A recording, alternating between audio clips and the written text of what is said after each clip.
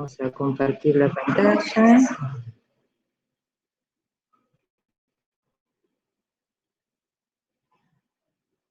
Perfecto. Bueno, este tema de sesgos y dificultades para adherir a las medidas preventivas, considero que es un tema importante, en tanto, digamos, no solamente se va prolongando la cuarentena, sino también es útil para entender las conductas que se toman en diferentes países, o las respuestas que hay en los diferentes países de las personas y el papel de las autoridades, de las caras visibles, tanto políticas como sanitarias, y qué influencia tienen en el cumplimiento o no de estos sesgos, también de personajes públicos, artistas, puede ser, o aquellos individuos que son comunicadores o son, digamos, admirados por, digamos, alguna parte de la población, y cómo esto puede llegar a influir, ¿no?, también en la toma de medidas. Sabemos todos que desde que empezó esta pandemia, cuyos códigos todavía no están esclarecidos por parte de la ciencia, o sea, digamos, hay muchas cuestiones en relación al funcionamiento de este virus, no se conoce. Por ejemplo, el tema de inmunidad de rebaño versus inmunidad por vacuna, cuánto dura la inmunidad en los individuos, o sea, cuánto contagia un contacto que no asintomático versus el sintomático, o sea, bueno, toda una cantidad, toda la disquisición acerca de que hubo al principio de esta pandemia, si barbijo sí, si barbijo no. Bueno, ¿en qué nos enmarca? Nos enmarca en situaciones de incertidumbre, donde las decisiones, o sea, que se van a tomar, son precisamente en un marco de incertidumbre. Las estrategias para reducir la transmisión son, en principio, muy simples en la enunciación, pero no tan simples en el cumplimiento, ya que implican cambios de conducta, y los cambios de conducta no son, digamos, tan sencillos, o sea, de producirse, especialmente aquellas conductas que son muy arraigadas y que socialmente son bien vistas. Por ejemplo, dar la mano, saludar, dar un beso, más allá de la necesidad que pueda tener un individuo de hacerla. Para citar a un político, Donald Trump, en un momento, digamos, de sus muchas apariciones con ofuscación, dice: ¿cómo no me van a decir a mí, un hombre de edad, que no voy a dar la mano, cuando dar la mano es la forma de estrechar un trato para un hombre de negocios? Independientemente del manejo y manipulación, digamos, política que esto pueda implicar, digamos, es una realidad. Entonces, lavarse las manos, el distanciamiento físico, el autoaislamiento, especialmente el autoaislamiento, vamos a dedicar otra charla especialmente para el tema de la neurobiología del distanciamiento físico y el autoaislamiento. Son, digamos, estrategias asequibles a todos, pero, digamos, que implican un gran desafío para mantener la adherencia, especialmente estas dos últimas, ¿no? O sea, el distanciamiento físico y el autoaislamiento, con todas las cuestiones psicológicas, o sea, que pueden, digamos, traer aparejadas. ¿Qué son los juicios bajo incertidumbre? O sea, hay, digamos, decisiones que nosotros tomamos, o sea, teniendo certezas, o sea, de que esas decisiones van a, o sea, van a dar los resultados esperables porque esto, digamos, o sea, está comprobado. En cambio, los juicios bajo incertidumbre son aquellas decisiones, o sea, que se toman o ante un total desconocimiento o ante un conocimiento parcial, lo que implica un riesgo. Los médicos, en particular, a lo largo de nuestras carreras, todo el tiempo tomamos juicios bajo incertidumbre. Esto lo sabemos muy bien. Es más, aun cuando se supone que sobre algunas cuestiones tenemos certezas y existen protocolos y existen algoritmos, sabemos que también que cada paciente y cada situación es única y nos encontramos muchas veces frente a decisiones donde tenemos que evaluar riesgo-beneficio y decidirnos por una decisión en función de aspectos intuitivos. En realidad la intuición no es algo mágico, sino que si bien conforma una serie de cuestiones de tipo no consciente, está construida en función de emociones, en función de conocimiento adquirido y en función de experiencias que no las, digamos, no las ejecutamos en un plano consciente en el momento de tomar la decisión, pero están ahí. O sea que la intuición no es algo mágico. Pero bueno, nosotros, como ya les dije, somos, digamos, tenemos una profesión donde esto, digamos, se da muchas veces y a veces no nos detenemos a pensar en esto. En los juicios bajo incertidumbre, el tema de juicios bajo incertidumbre cambió su óptica considerablemente cuando se introdujo dos aspectos de la psicología que tienen que ver con las reglas heurísticas y los sesgos. La heurística, digamos, son reglas simples y eficientes que en general todas las personas utilizamos para formarnos juicios y tomar decisiones. Estos, digamos, son atajos mentales que las personas utilizamos para resolver problemas complejos, donde nos enfocamos en una parte del problema y desestimamos otra parte del problema.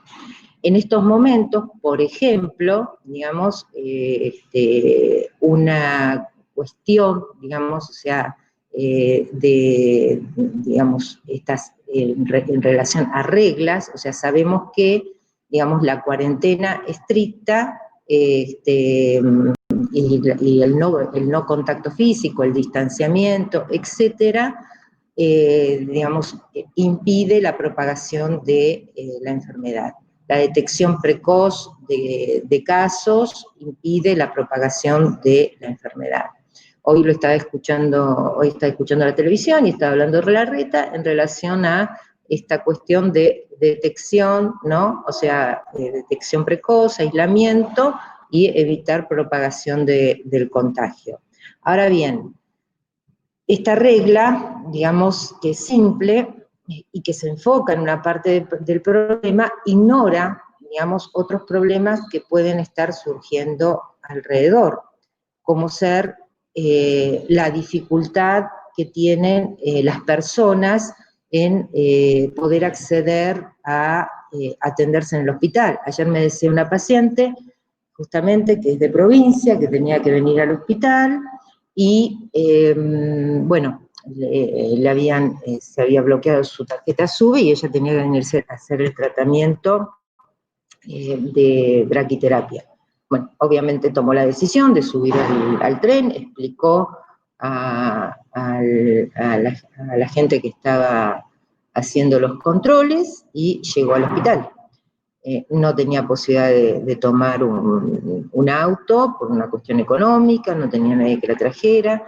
Esto, aclaro, digamos, no es no estoy haciendo una valoración crítica, sino que esto ha pasado en todas, digamos, en todas partes del mundo, que se ha desestimado el problema de las otras enfermedades.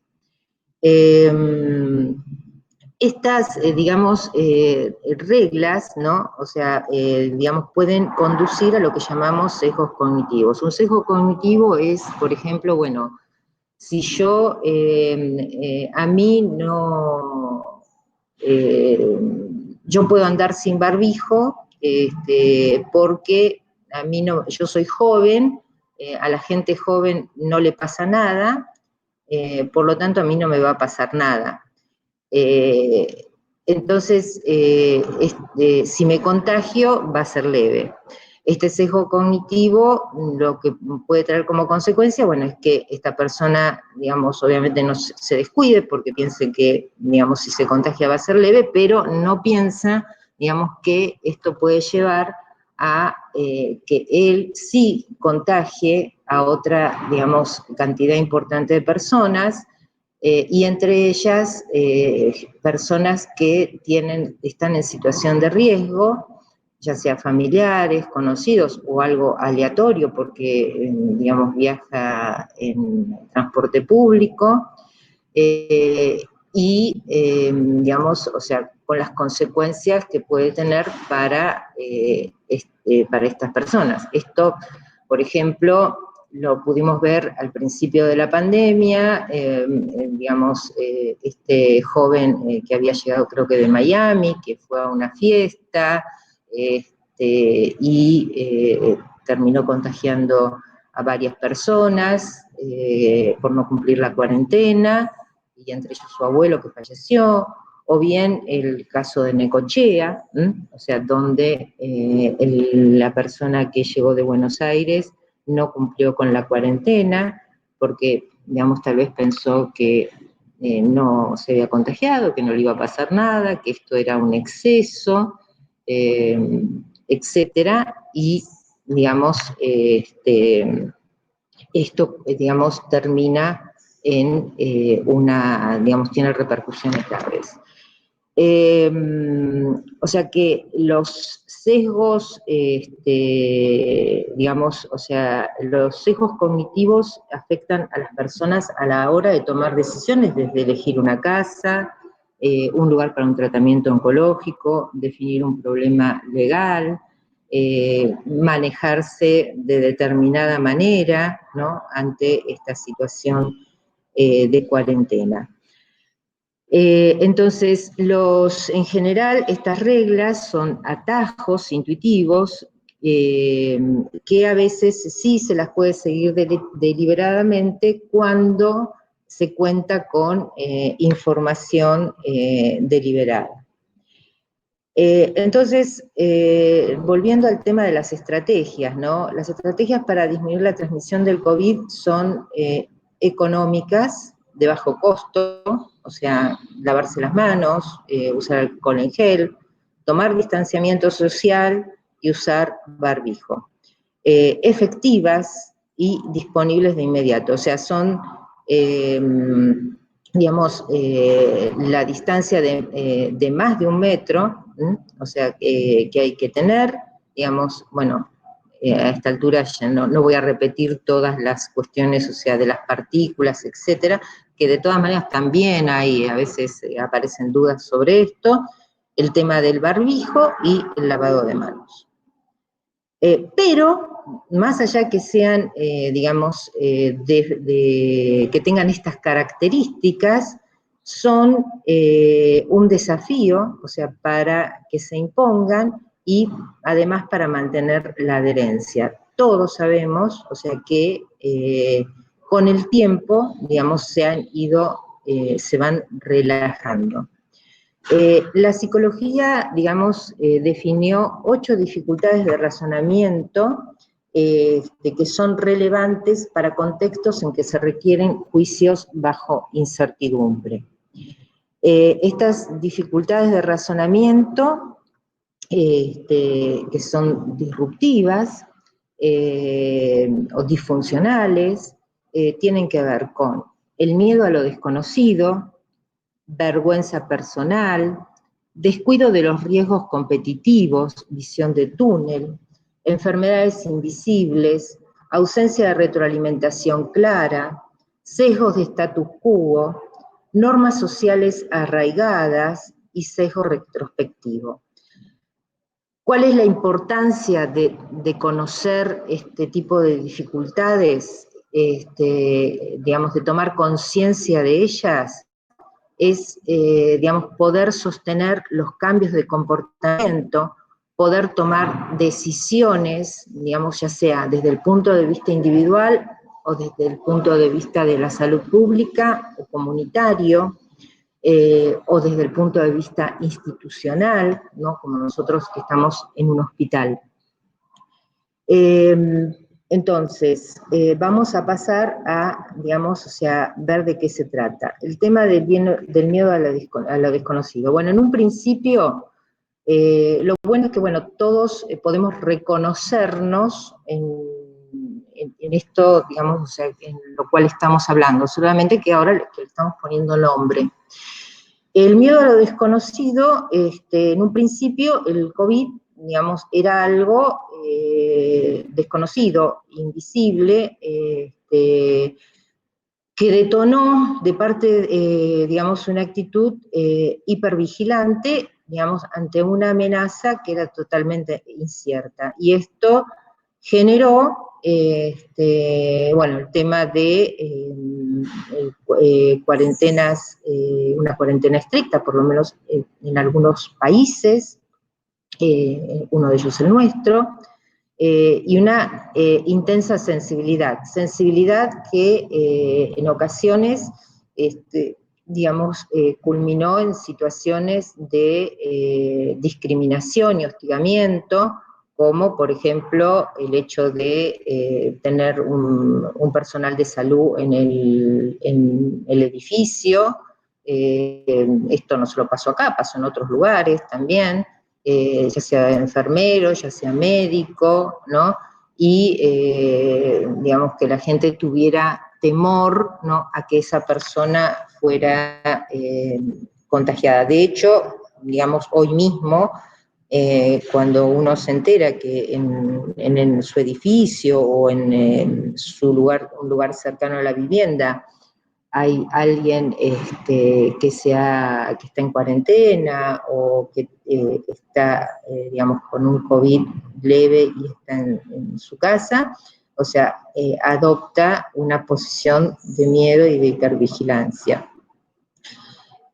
Con el tiempo, digamos, la novedad se va desvaneciendo, y en la medida que se va desvaneciendo la novedad, se van relajando, digamos, las medidas preventivas. Esto todo lo vimos independientemente de, digamos, lo que se anunciaba, ¿no? O sea, todos vimos más gente en la calle, digamos, más negocios abiertos, independientemente de que pudieran o no abrir, esto también orientado a la situación económica, digamos, me queda claro, pero esto de ver más gente en la calle era notorio, aún en lugares donde había comercios cerrados. Uno iba por determinados centros de concentración de gente, por ejemplo, yo había pasado por el centro de Pilar y me sorprendió en el momento que todavía existía la cuarentena más estricta, al principio, la cantidad de gente que había al mediodía por la calle, estando todo cerrado. O sea que esto implicó una, digamos, una relajación. En un momento, Pedro Kahn había dicho, digamos, que la cuarentena, ¿no? El sostenimiento de la cuarentena era, digamos, o sea, podía llegar a ser su propio fracaso, bueno, que tiene que ver con esto, ¿no? Con ver que no pasa nada, que los casos no aumentaban, que las muertes no aumentaban, que no se llegaba al dichoso pico, que en realidad el pico solamente lo vamos a saber una vez que pase, digamos, o sea,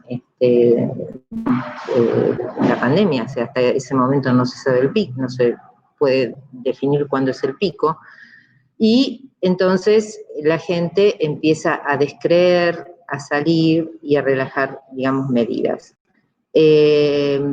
Y se empiezan a flaquear digamos, los cumplimientos de salud pública. ¿Cuáles son las recomendaciones para esto? Bueno, desde el punto de vista digamos, de la salud pública, las comunicaciones, o sea, tienen que ser creativas, en general, y asertivas.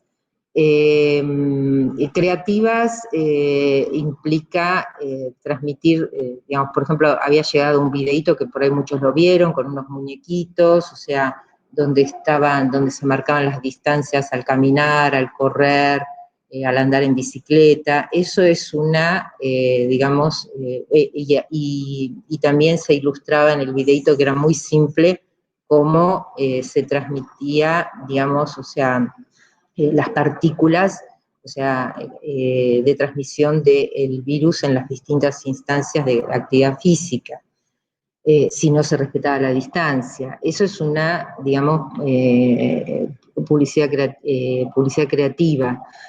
Hay algunas publicidades, digamos, que son creativas, o sea, esto de hay una publicidad que dice, hoy el celular en la mesa sí, ¿no? O sea, que es una forma de compartir, de compartir una actividad con otros que están en otro lugar, en otra casa, en otro momento.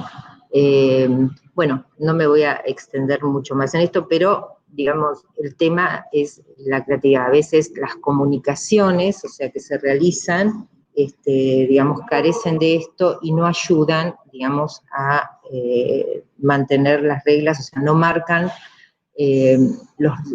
digamos, las ventajas y las desventajas, ¿no? O sea, de esto, claramente.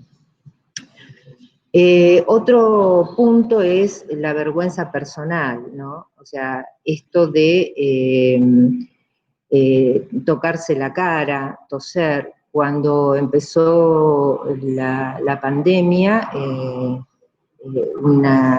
digamos, una amiga mía que tiene un problema, que tiene una tos que resistente, digamos, una tos de tipo irritativo, antes, digamos, de que se pusiera la situación dura de la reclusión en su casa, ella se recluyó porque tiene esta tos, salía, tosía, todavía estaba el momento que no era exigido usar el barbijo, y si estaba en el supermercado todos se daban vuelta a mirarla.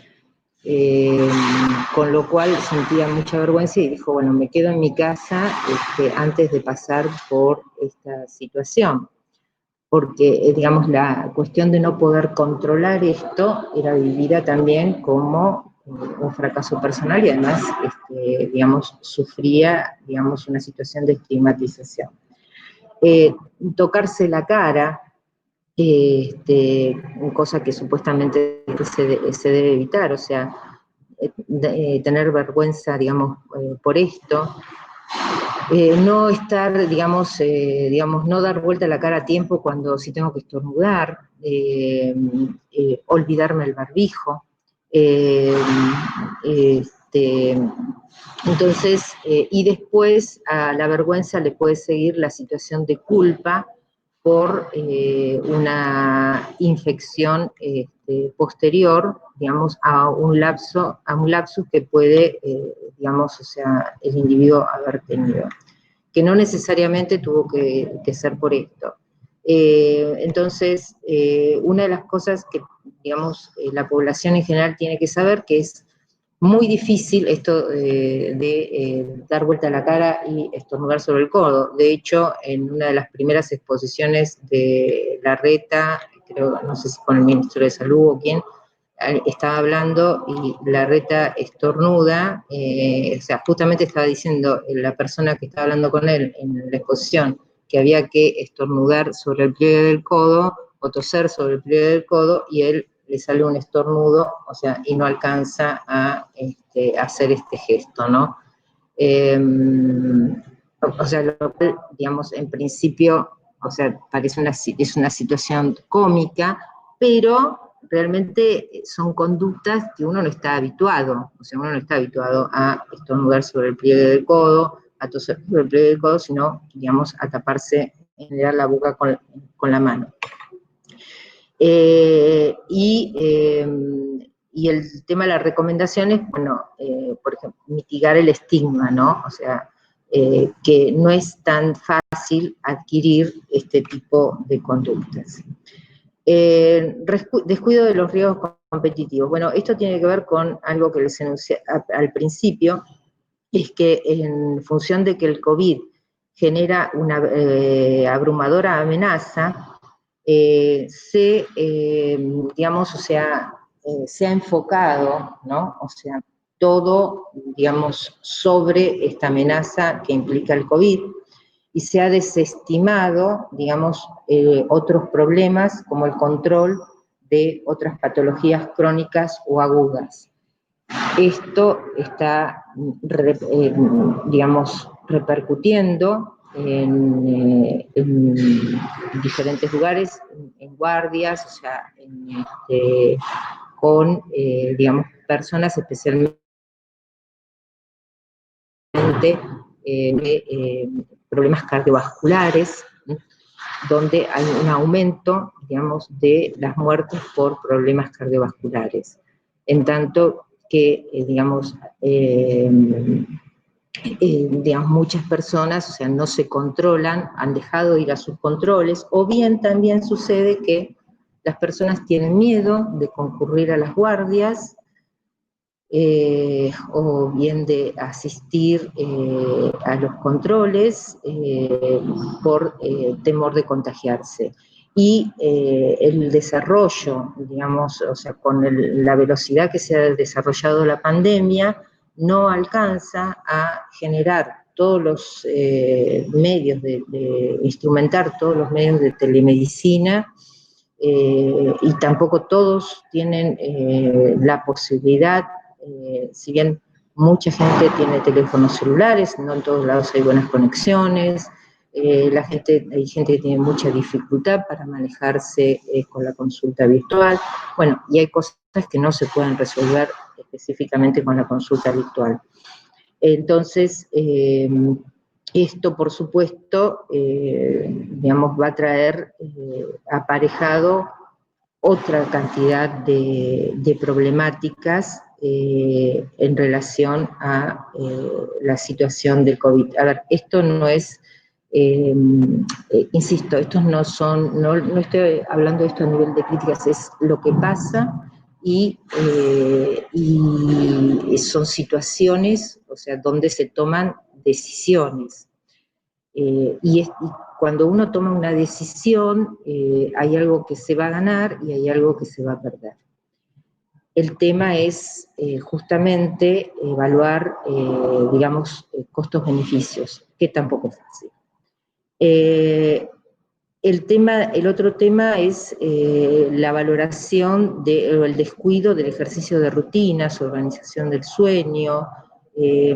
Son aspectos que tampoco se deben subestimar. Esto, en el hecho de que en este momento que se endureció la cuarentena, se permita salir a los niños, los fines de semana se siga con la salida de niños, o sea, justamente es, digamos, salir de la visión del túnel en relación a entender y considerar que lo perjudicial, diríamos que el costo-beneficio de la salida de los chicos es mucho más alto el costo que el beneficio si los niños no salen, no tienen una salida los fines de semana. El otro punto que nos hace de particular interés para los profesionales de la salud mental son las enfermedades invisibles, ¿no? O sea, las enfermedades invisibles, ¿cuáles son? Las enfermedades mentales. O sea, el COVID se puede detectar por pruebas tangibles. O sea, hago digamos, el hisopado, hago la detección y además tiene una sintomatología tangible. Las enfermedades, los problemas psicológicos o los trastornos psiquiátricos, o sea, son enfermedades invisibles que cuando no se detectan, que no necesariamente se detectan precozmente o a veces son atribuidas a, no como enfermedades, sino como defectos de personalidad o fallas del individuo.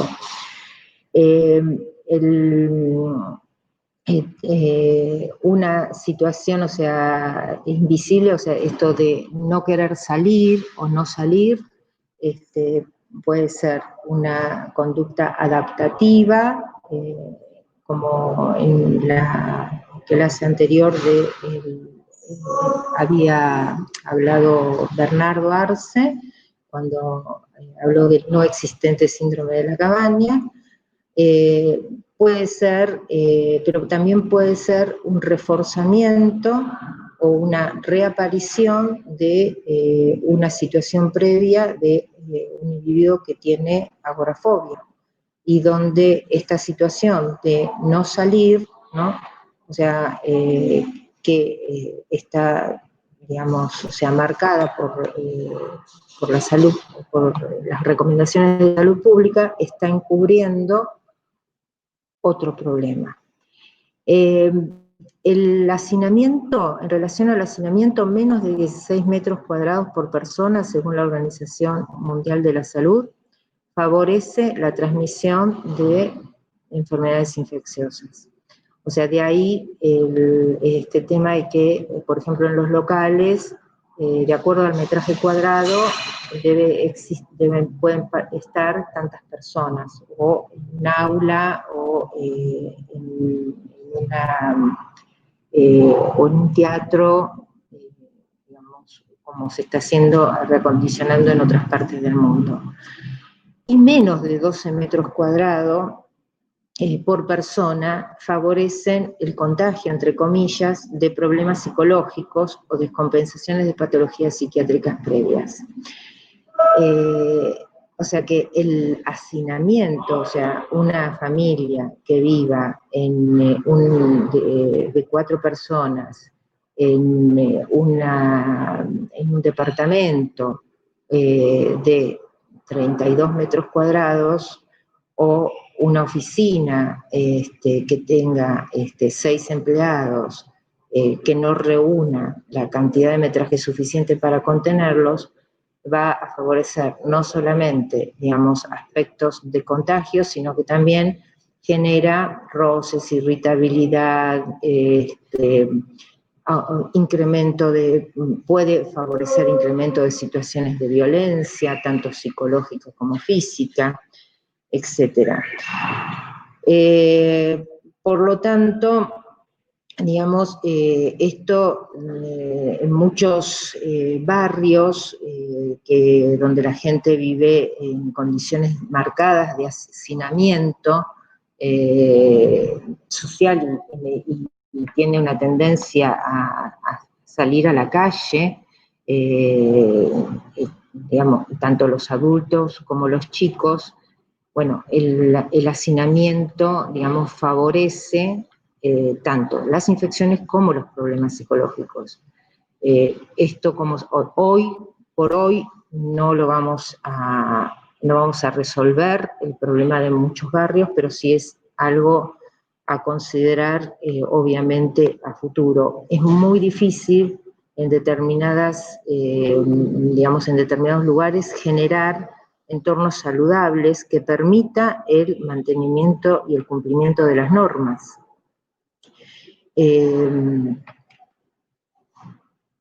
Otra cosa también es la posibilidad de que los profesionales de salud mental continuemos atendiendo y sosteniendo a nuestros pacientes y pudiendo, digamos, o sea, recibir nuevas consultas a través de, ya sea a través de teléfonos, a través de mail, a través de videollamadas,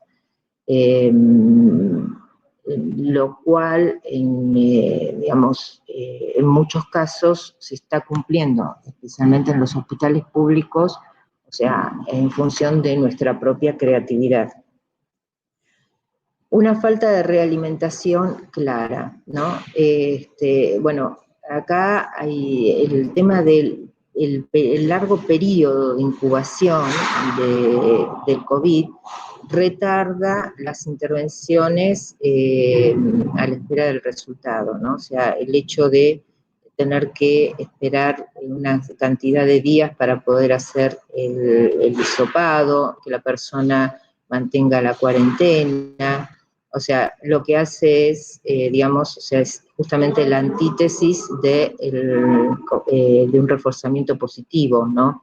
O sea, porque, digamos, uno cuando antes tiene el resultado, o sea, mejor se justifica el esfuerzo que está haciendo para mantenerse aislado y guardar las distancias. Me consta, digamos, que hay personas, inclusive personal de salud, o sea, que ante esto no necesariamente cumple con las indicaciones, no en este hospital,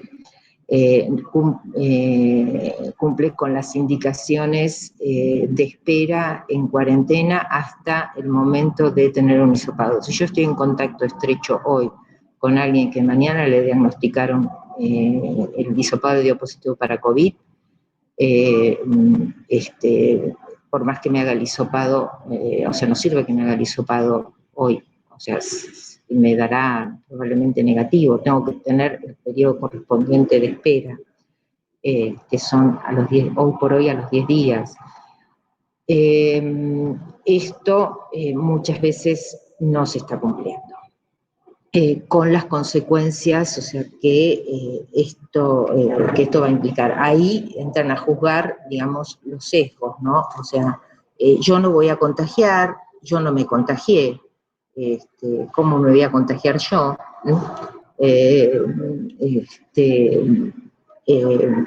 Etcétera. Entonces, y otro tema importante que tiene que ver con esto de la reglamentación clara es no actuar sobre los informes, en base a los informes diarios, o sea, de la epidemia, ¿no? O sea, porque, digamos, puede confundirse con la tendencia real, o sea, ¿qué quiere decir esto? O sea, que un informe diga que hoy bajaron la cantidad de contagios o bajaron la cantidad de muertes de un día, no va a marcar una variación real en la pandemia.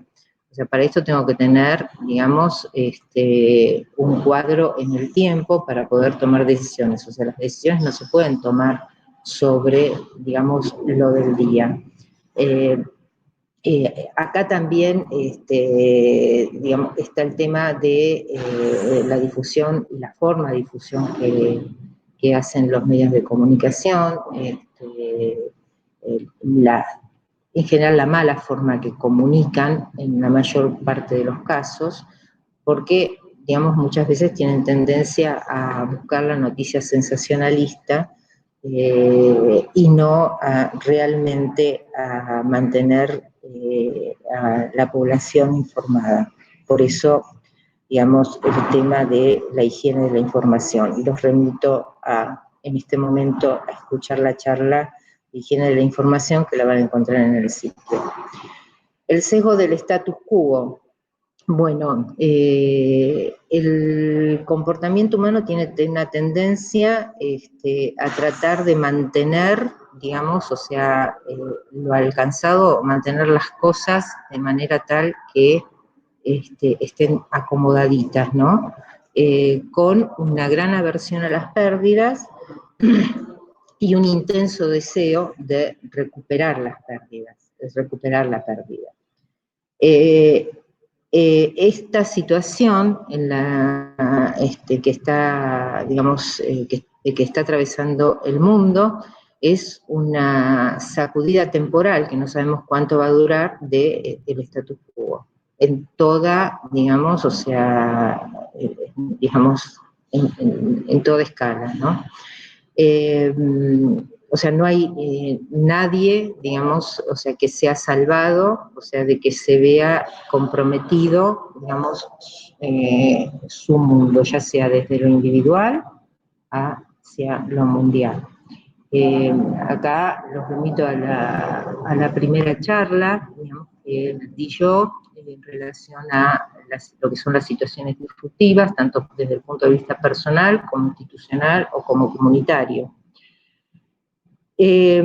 Ahora bien, toda sacudida del status quo implica una, digamos, oportunidad para reenfocarse. Cuando empezó, digamos, la pandemia, una actitud muy común era, bueno, vamos a esperar a que la cuarentena termine. Entonces, una postergación, o sea, digamos, nos quedamos quietos hasta preservamos, digamos, o sea, nuestro status quo como está, hasta que esto tenga una finalización y de aquí en más seguimos. En la medida que esto ha ido avanzando, se ha ido prolongando en el tiempo, nos damos cuenta, aún en aquellos lugares donde se han levantado las medidas de restricción, países, provincias, municipios, etcétera, hay que reenfocarse en mirar las cosas y barajar de nuevo. Y es una oportunidad, digamos, para la creatividad. O sea, no podemos esperar, o sea, ya todos se dieron cuenta que la vida continúa y no podemos esperar, digamos, a que esto termine, o sea, sino que tenemos que desarrollar nuevas formas, o sea, de introducirnos en esta, digamos, algunos dicen nueva normalidad. Digamos, en esta vida, digamos, o sea, que nos está tocando vivir, que nos está tocando en este momento, que ya, digamos, o sea, dejó de ser nueva. Entonces, hay cosas que van a ser transitorias y hay otras que vinieron para quedarse, ¿no? O sea, los avances en telemedicina, el home office,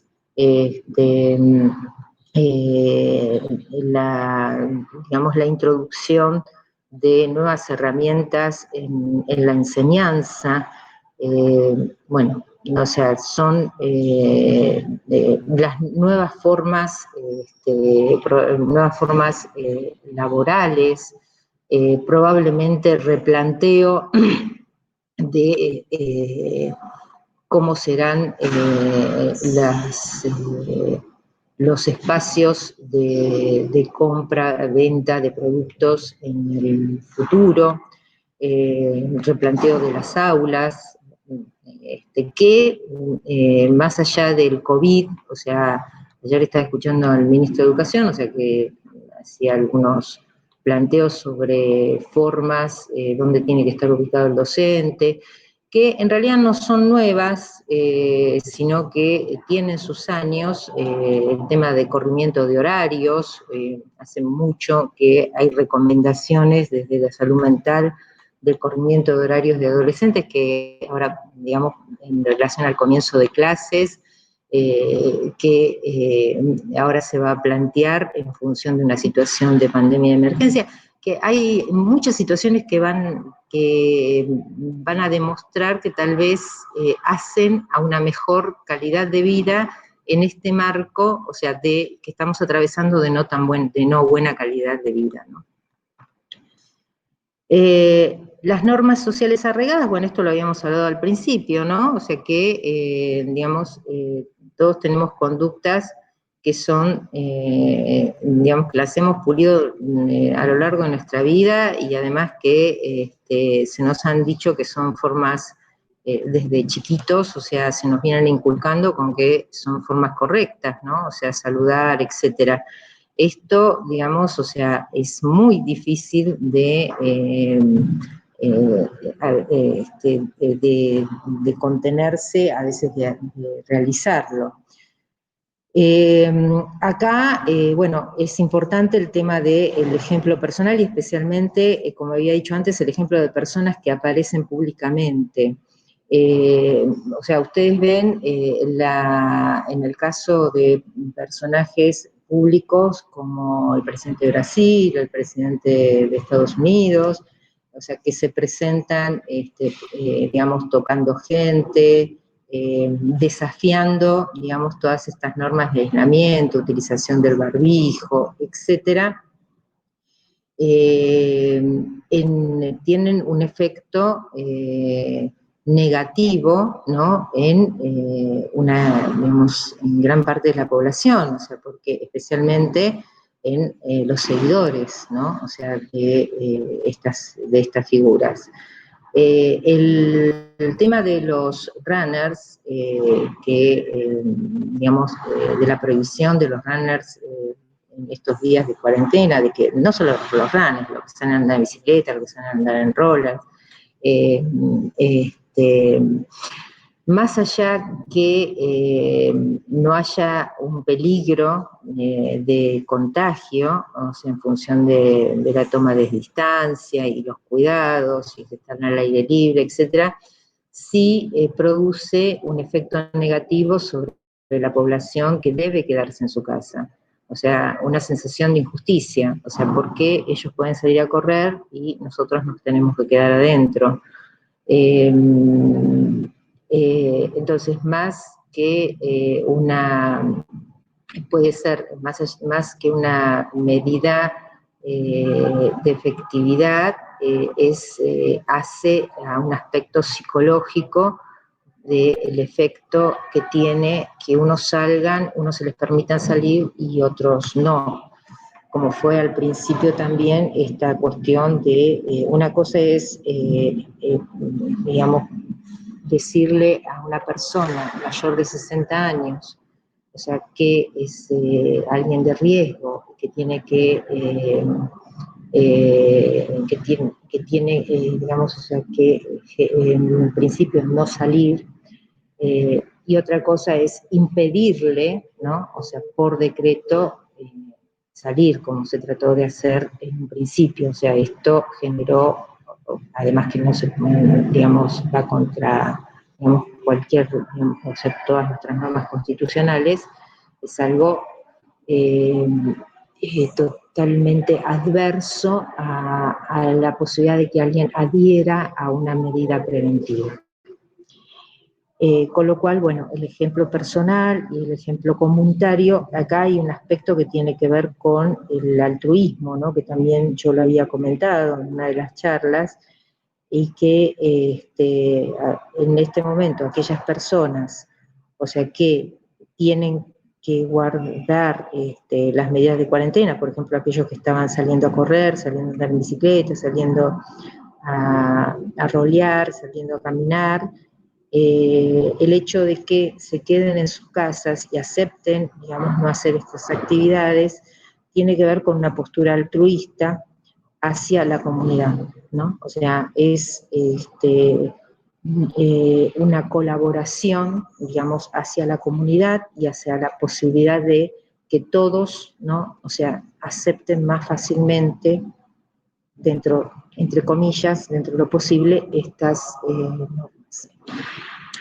El sesgo retrospectivo. El sesgo retrospectivo, digamos, o sea, todos sabemos que,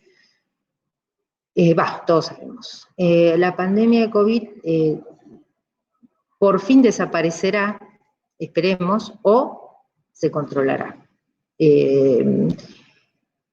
Pero, digamos, esto lleva a lo que es el tema del sesgo retrospectivo. El sesgo retrospectivo es justamente con el diario del día después, digamos, juzgar, ¿no?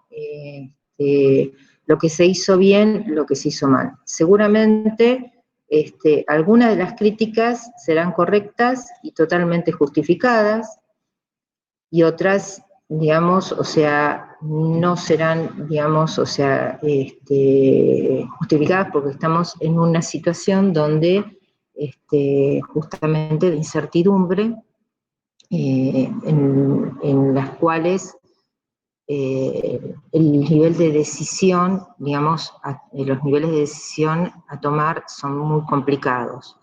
Entonces, el sesgo retrospectivo, y esto va a pasar, digamos, sí o sí, es prácticamente inevitable, pero bueno, por ahí es bueno, digamos, tomar conciencia de ello para que, digamos, suceda lo más atenuadamente posible, que tiene que ver con buscar a culpables de aquellas medidas, o sea, que viendo retrospectivamente pudieron ser exageradas o insuficientes,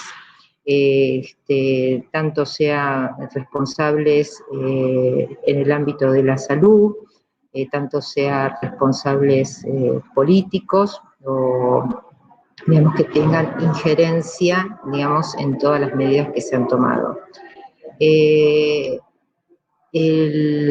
Entonces, acá, digamos, tenemos que entender que los datos son dinámicos y contradictorios y, digamos, en función de este dinamismo y estas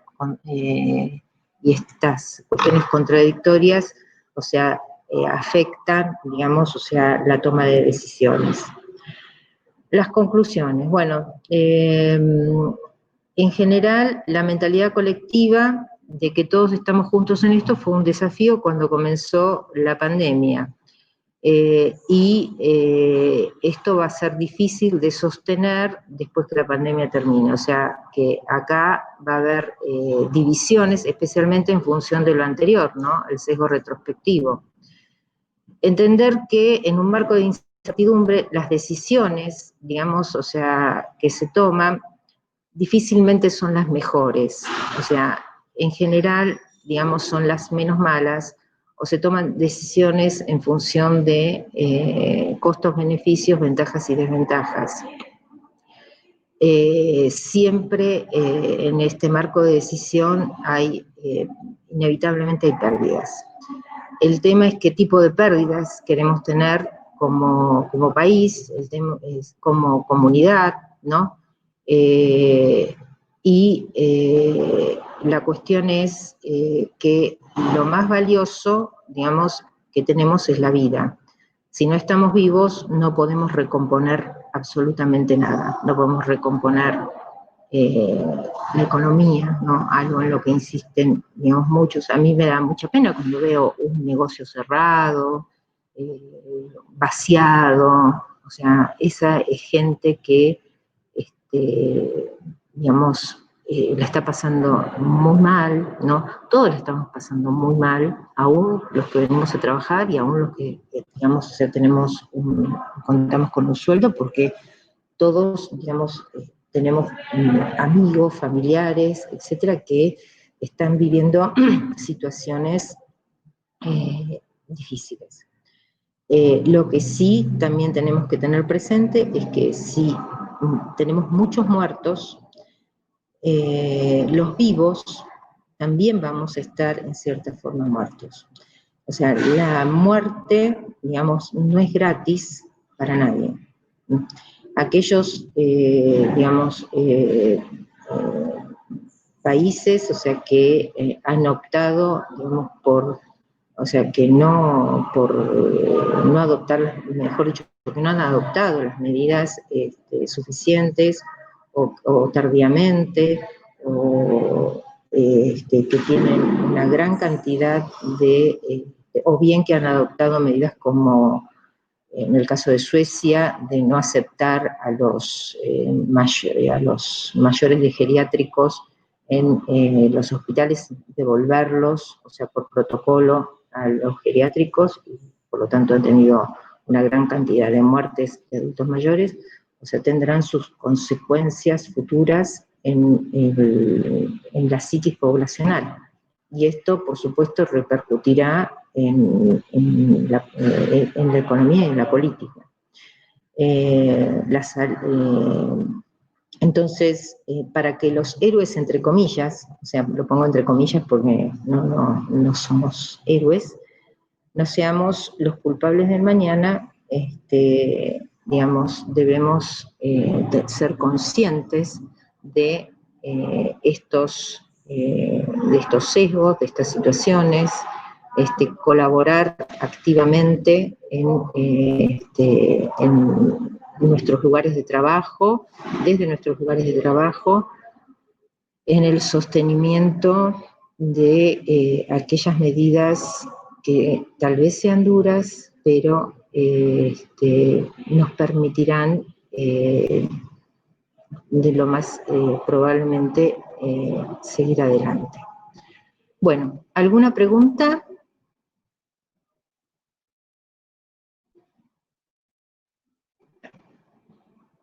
¿No hay ninguna pregunta? Bueno,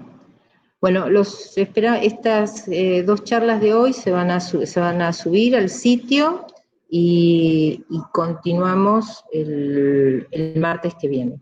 Hasta luego, muchas gracias.